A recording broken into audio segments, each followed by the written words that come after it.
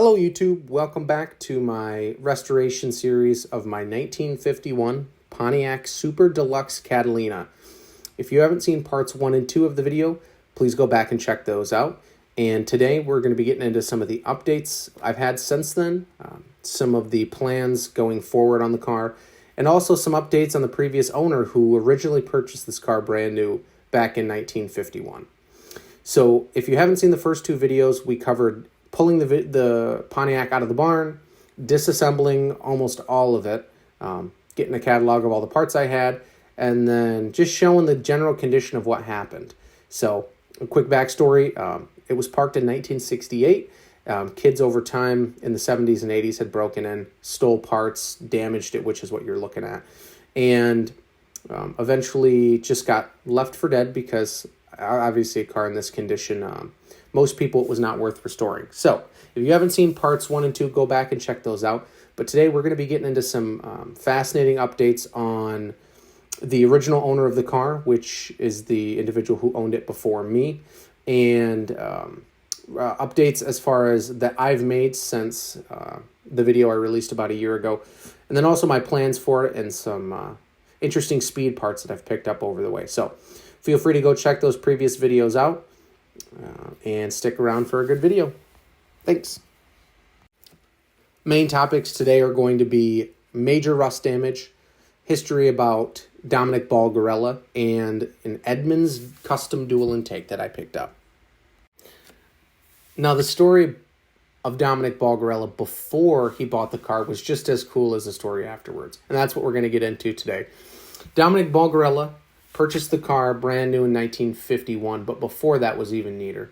He went to Grand Rapids Catholic Central in Grand Rapids, Michigan, and was a football star, was a Golden Glove boxer, was planning on becoming a priest, actually, before he decided he was going to enlist in the Marine Corps. So Dominic was sent over as part of the first wave of Marines to Korea, which was the first Provisional Marine Brigade, which was roughly about 6,000, who took part in the landing of Inchon, made the push towards Seoul, as part of retaking a lot of the South Korean land.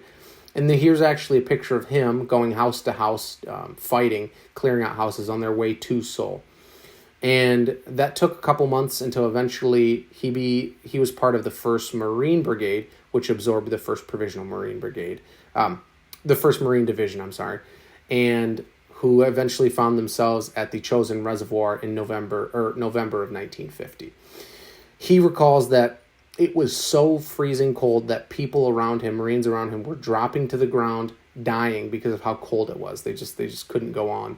And at one point, he recalled falling himself, and he thought that was the end of him. He was going to die. But one of his commanders picked him up. I don't know if that's the correct term, but picked him up and made him keep going because he knew that he would die if he stayed on the ground. After a couple weeks, they eventually got out, but Dominic recalls this being a horrible experience, being freezing cold, but neat history nonetheless to be a part of. He eventually went on to receive Bronze Stars. He was hit by a mortar, phosphorus mortar, which shot phosphorus in his eyes, and he remembers having to rub dirt in his eyes because you couldn't rub water and phosphorus, apparently. But afterwards, he got sent home for medical leave because he lost some of his eyesight, which brings us back to June of 1951, after being in Korea for 9 months, which is when sometime between July and November he purchased the car. So, which brings us up to today. So, since we last left off, getting this on a rotisserie was a big deal because of how bad the rust damage is, from what you'll see here in a second. And there wasn't really any great mounting points on this. It was a lot more fabricating or coming up with my own plan on how to do it. I'm still not in love with it, but at the time it was the best I could come up with. So getting it on the rotisserie so I could move it around, evaluate the damage, because as you'll see here in a second, it is a lot of Michigan cancer. And here it is on the rotisserie. And I braced up the doors, braced up the body after I put it on the frame and made sure the doors all lined up. But you'll see here just in a second how bad it is, which is where a bulk of my work is going to come in. Here it is on the rotisserie, and you'll see that it's bad. It as a first restoration project, it's probably not something I should be starting with just because of how bad it is, but Michigan, after driving in Michigan for 18, 19 years, there's some damage. The rockers need to be gone through, inner and outers. The floor supports, which nobody reproduces, by the way, need to be entirely replaced. The floor pans need to be replaced. The quarters need to be replaced. So pretty much I'm going to be learning how to do everything, which I'm excited for. It's going to be a lot, but I'm excited to learn how to do this stuff. And I know full well that I will not be breaking even on this car with the amount of time and money I invest. But that's not why I'm doing it. I'm doing it because of the story behind it, the sentimental value. But here's a good look at just how bad the damage is.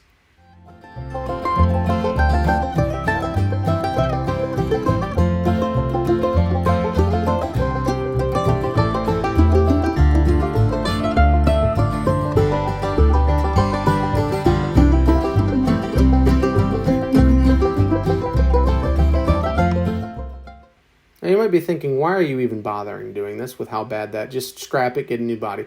Because it's the story behind it, right? I mean, at this point, I see it like this: it's time, it's money that I have right now. I'm young enough. I'm 25 in life that I can spend time doing this. Whereas later on, people wouldn't even bother doing it because of the money and time invested. But here's some pictures of the damage as far as the floor pans, the quarters. But it's the story behind it. I mean, if I'm going to spend this much time and money restoring a car, it's going to be something that means something to me. And I don't ever plan on getting rid of it moving forward. So I'm willing to spend the extra time and money going through something like this with a story, something that means something, as opposed to just Facebook Marketplace purchase, which no shame against it. That's just not what I'm looking to do. So the problem is reproduction parts are minimal, which is why I picked up a parts car. Now, I know you might be thinking, oh, why would you cut up a perfectly good car? Because the truth of the matter is, in the cars you saw in parts 2, is these cars held no value to anyone, sentimental or financial. These cars aren't worth anything. Even restored, a beautiful restoration job is going to sell for $30,000 maybe. So a lot of these cars were going to be bound for a crusher. So what I'm deciding to do is using these as the body sheet metal that I need for my car. So that way I can put together my original car, even though it's going to be pieces of other ones. So this is me getting the body off the frame. This is a home shop, so I had to get a little intuitive, I guess you could say. And what I'll do is I'll plan on cutting out the floor supports that I need, the inner and outer rockers, the quarters, because this is a Texas car, and as you can see right here, it's pretty clean. So I'll take the floor supports, again, because nobody makes any of this stuff. You can buy rockers, but they're not exact fits. I've heard questionable stuff. But as you can see, I'm going to need pretty much everything on this. And all the other parts that I didn't need, I was able to get to other Pontiac owners who'd been piecing together their cars. So I don't see it going to waste. But here's what I'm really excited for is the original straight 8 in it. There's only one thing you can do to make these things cool, which is picking up an Edmunds custom dual intake, right? They weren't hot rodding motors, but this is about as much as you can do to make these straight 8s cool. And these things are hard to find. And I saw one come up for Facebook, and it was expensive, but I thought I got to have it. So this is me going through the process of cleaning it up, going through it, so down the line I'll have it ready for my straight 8. And it just didn't have that mirror finish that you see some of these intakes have that really make it pop. So this is I'll let the record or the clips run here for a second, but this is me going through it all, working on it, polishing it up to go from that dull finish to a real nice shine.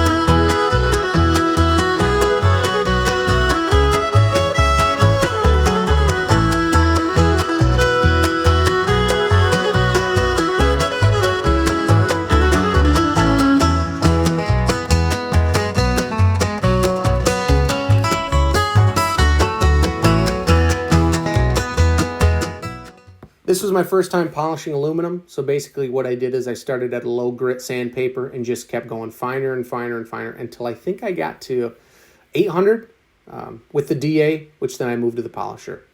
But this took out a lot of the imperfections.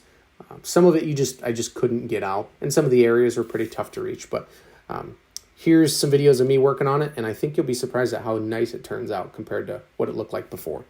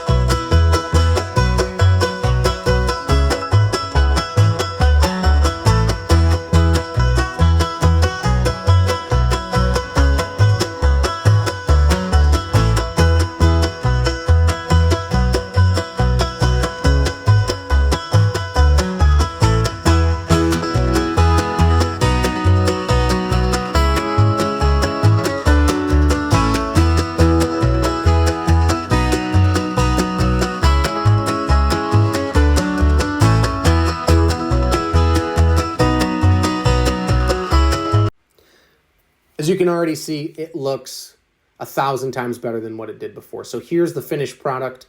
It's got that shine back to it, and it's going to look great on that straight 8. I'm going to go with 2 Stromberg 97s on the top, and it's going to be sweet. I'm still on the prowl for an Edmunds custom head for these straight 8s, but those are pretty much made of unobtainium. So I'll keep looking, but yeah, this came out looking great, which I'm pretty excited about.